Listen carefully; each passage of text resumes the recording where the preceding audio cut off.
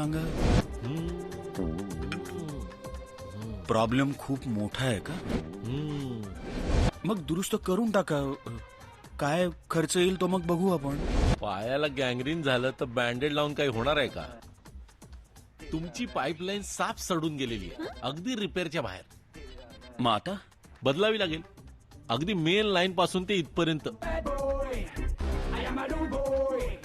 साधारण काय खर्च येईल? 1.5-2. आता 1,500-2,000साठी मागे पुढे बघू नका. 1.5-2 हजार नाही वहिनी, 1.5-2 लाख रुपये. एवढे? 80-90 वर्षापूर्वीचं बांधकाम आहे वहिनी. ही जुनी प्रॉपर्टी ना, म्हणजे डोक्याला ताप असतो बघा. वाडवडिलांची म्हणून आपण मराठी माणसं उरावर घेऊन बसतो आणि त्याच्याच खाली दबून मरतो. खरंय तुमचं, आम्हाला पण विकायचे हो, पण हे ऐकत नाहीत ना. विकायची असेल तर माझ्याकडे एक चांगली पार्टी आहे. रमणीकलाल गोसालिया, अगदी देव माणूस बघा. अरे बापरे.